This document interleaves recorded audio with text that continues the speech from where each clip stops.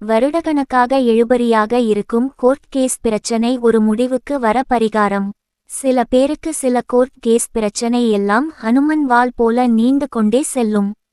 அதற்கு ஒரு முடிவே இருக்காது. வருட கணக்கில் கோர்ட் வாசப்படி ஏறி இறங்குவார்கள். இந்த கேஸை ஜெயித்தால் என்னுடைய பல கோடி ரூபாய் கடன் அடையும், நிம்மதியாக ஒரு நாள் தூங்குவேன் என்று சொல்லுபவர்கள் கூட ஏராளமான பேர் இருக்கிறார்கள். நியாயம் 100 விழுக்காடு உங்கள் பக்கம் இருக்கிறது. ஆனால் கோர்ட்டு கேஸ் வழக்கு முடியவே இல்லை, எதிராளிக்கு சாதகமாகவே வழக்கு நகர்ந்து செல்கிறது என்பவர்கள் இந்த பரிகாரத்தை செய்தால் உங்கள் பக்கம் நியாயம் இருக்கும் பக்கத்தில் சிவபெருமான் உங்கள் கோர்ட் கேஸ் வழக்கை உடனடியாக தீர்த்து வைப்பார். உங்க வீட்டு பக்கத்தில் சிவன் கோவில் இருக்க வேண்டும். பெரும்பாலான சிவன் கோவிலில் வன்னி மரம், வில்வமரம் ஏதாவது ஒன்று கட்டாயம் இருக்கும். தலவிருட்சமாக இந்த மரத்தை வைத்திருப்பார்கள். பிரம்ம முகூர்த்த நேரத்தில், அதாவது காலை சூரியன் உதயம் ஆவதற்கு முன்பாகவே அந்த மரத்தை 21 முறை வலம் வந்து சிவபெருமானை வேண்டிக் கொண்டால் உங்கள் கோர்ட்டு கேஸ் வழக்கு சீக்கிரமாக முடிந்துவிடும். இதை எத்தனை நாள் செய்யணும்? 21 நாள் செய்யலாம், தவறு கிடையாது. இருப்பினும் உங்கள் கோர்ட்டு கேஸ் வழக்கு முடியும் வரை தொடர்ந்து இந்த பரிகாரத்தை செய்வது சிறப்பு. எங்க வீட்டு பக்கத்தில் சிவன் கோவில் இருக்கிறது, ஆனால் தலவிருட்சம் இல்லை, வன்னி மரமும் இல்லை, வில்வ மரமும் இல்லை. என்ன செய்வது? சிவபெருமானே வில்வமரம், சிவபெருமானே வன்னி மரம் என்று நினைத்து கொண்டு அந்த சிவன் ஆலயத்தை 21 முறை வலம் வரவும். மனது சுத்தமாக இருக்க வேண்டும். மனதை ஒருநிலைப்படுத்தி இந்த பிரபஞ்சத்திடம் உங்கள் வேண்டுதலை வைக்க வேண்டும்.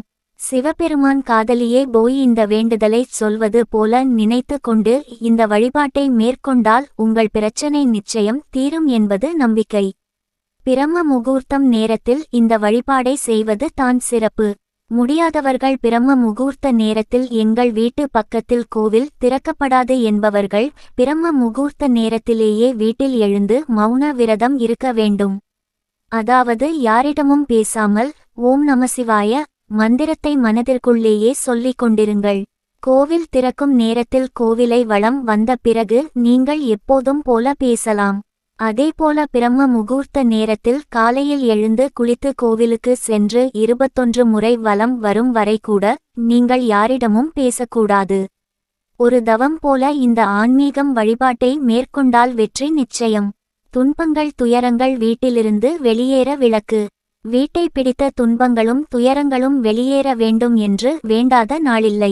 ஆனால் வீடு எப்போதுமே ஒரு கஷ்டத்தில் மூழ்கி இருக்கிறது. வீட்டில் இருப்பவர்கள் சோகத்தில் தான் இருக்கிறார்கள். இந்த மகிழ்ச்சியை வீட்டுக்குள் கொண்டு வர என்னதான் செய்வது? 9 நாள் தொடர்ந்து கஷ்டப்பட்டு இந்த விளக்கை வீட்டில் ஏற்றி விட்டால் போதும். உங்கள் துன்பங்களுக்கு ஒரு முடிவு கட்டிவிடலாம். மகிழ்ச்சியை வீட்டிற்குள் கொண்டு வரலாம். கஷ்டம் போக்கும் அந்த விளக்கை எப்படி ஏற்றுவது என்று பார்க்கலாம். இந்த விளக்கு ஏற்ற நமக்கு முதலில் தேவைப்படக்கூடிய பொருள் 3 எண்ணெய். வேப்பெண்ணெய், விளக்கெண்ணெய், இலுப்பை எண்ணெய் மூன்றையும் சம அளவுகளில் வாங்கி கலந்து ஒரு பாட்டிலில் ஊற்றி வைத்துக் கொள்ளுங்கள். எல்லா எண்ணெயையும் 100 மில்லிலிட்டர் என்ற கணக்கில் வாங்கி ஒன்றாக கலந்தால் கூட போதும். அப்போது உங்களுக்கு மொத்தமாக 300 மில்லிலிட்டர் எண்ணெய் கிடைக்கும் என்பது குறிப்பிடத்தக்கது. காலையில் குளித்துவிட்டு பூஜையறையில் ஒரு மண் அகல் விளக்கில் கலந்து வைத்திருக்கும் எண்ணெயை ஊற்றி பஞ்ச திரி போட்டு விளக்கு ஏற்றி வைத்துவிட்டு பிரம்மா விஷ்ணு சிவன் 3 பேரையும் மனதார நினைத்து பிரார்த்தனை செய்து கொள்ளுங்கள். அவ்வளவுதான். விளக்கு எரிந்து குளிரட்டும். மீண்டும் மாலையிலும் அதே மண் அகல் விளக்கில் கொஞ்சம் எண்ணெய் ஊற்றி திரி போட்டு விளக்கு ஏற்றி பிரம்மா விஷ்ணு சிவன் 3 பேரையும் நினைத்து பிரார்த்தனை செய்து கொள்ளுங்கள். அவ்வளவுதான். வீட்டை பிடித்த துன்பங்களும் துயரங்களும் வெளியேற வேண்டும் என்று வேண்டாத நாளில்லை. ஆனால் வீடு எப்போதுமே ஒரு கஷ்டத்தில் மூழ்கி இருக்கிறது. வீட்டில் இருப்பவர்கள் சோகத்தில் தான் இருக்கிறார்கள. கஷ்டத்தை விரட்டியடிக்கும் விளக்கு. இந்த விளக்கு ஏற்ற நமக்கு முதலில் தேவைப்படக்கூடிய பொருள் 3 எண்ணெய். வேப்பெண்ணெய், விளக்கெண்ணெய், இலுப்பை எண்ணெய் மூன்றையும் சம அளவுகளில் வாங்கி கலந்து ஒரு பாட்டிலில் ஊற்றி வைத்துக் கொள்ளுங்கள். எல்லா எண்ணெயையும் 100 மில்லிலிட்டர் என்ற கணக்கில் வாங்கி ஒன்றாக கலந்தால் கூட போதும்.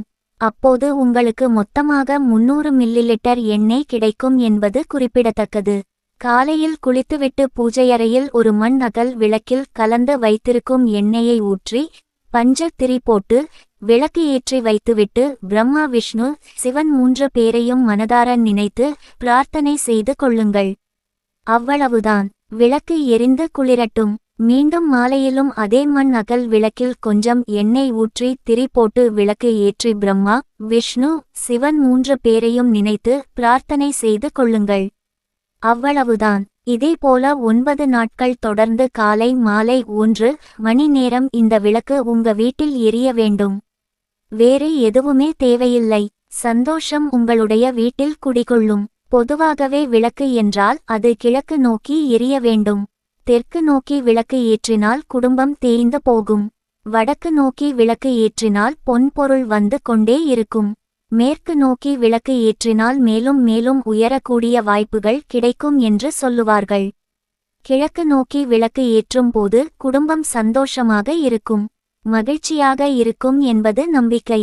கிழக்கு நோக்கி விளக்கு ஏற்றங்கள் சந்தோஷம் வீட்டிற்குள் வந்தால் மற்ற எல்லாமே தானாக நமக்கு கிடைக்கும். 9 நாள் இந்த 3 எண்ணெயையும் சேர்த்து விளக்கு ஏற்றி அதன் பிறகு உங்களுடைய வீட்டில் ஏற்படக்கூடிய நல்ல மாற்றங்களை பார்க்கும்போது உங்களுடைய மனதில் லேசாகும். வீட்டில் இருந்த துன்பங்கள் எல்லாம் மறைந்து விட்டது என்ற நிம்மதியும் பிறக்கும். அதற்கு பிறகும் இந்த எண்ணெயில் விளக்கு ஏற்றலாமா என்று கேட்டால் நிச்சயம் ஏற்றலாம். தவறு கிடையாது. வீட்டிலேயும் இந்த எண்ணெய் ஊற்றி விளக்கு ஏற்றலாம்.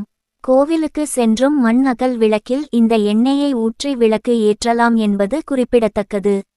நிம்மதி இழந்து இருக்கக்கூடிய குடும்பங்கள் எல்லாம் இந்த வழிபாட்டை பின்பற்றி பலன் பெறவும்